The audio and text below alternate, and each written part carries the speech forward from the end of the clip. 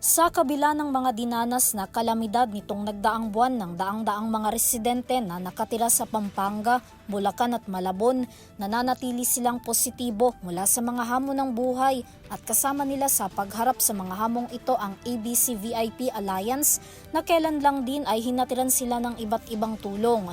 Inuna ng grupo ang mga nabahang pamilya sa Barangay San Jose sa Macabebe, Pampanga na sinalanta ng nagdaang bagyo kung saan naroroon din ang brand ambassador ng ABCVIP na si Terence Romeo na nanguna sa pamamahagi ng mga tulong.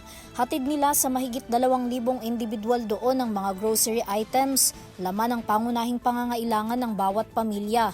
Tumungo din ang ABCVIP sa Barangay Saplad David Macabebe sa Pampanga pa rin na halos 8 buwan na raw nalubog sa baha.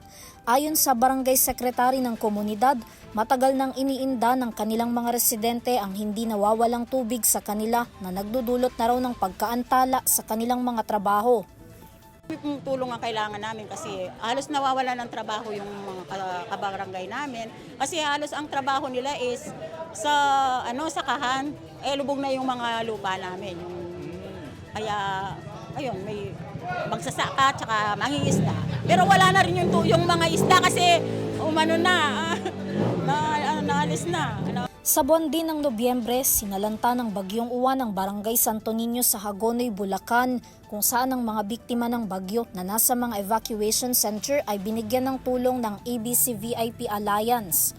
Pagkatapos sa mga biktima ng baha, sa mga nasunugan naman sa sityo sa East Barangay Katmon, Malabon City, nagtulong-tulong ang ABCVIP na maghatid ng tulong. Bawat isa sa kanila ay nakatanggap ng grocery packs at food packs. Samantala, bago pa ang mga ito, una nang nagpasaya at naghatid ng mga papremyo ang ABCVIP sa mga bata sa Barangay 178 Camarin, Caloocan City na nakibahagi sa kanilang Halloween party na inorganisa. Lahat ng mga ito ay nakatanggap ng mga special treats, candies at cash prizes.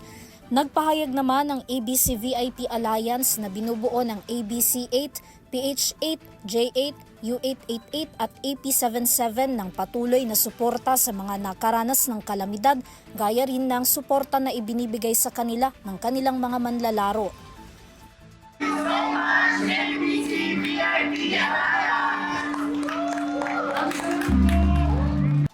Para sa EuroTV News, Vanessa Cleofas, sumasaludo sa bawat Pilipino.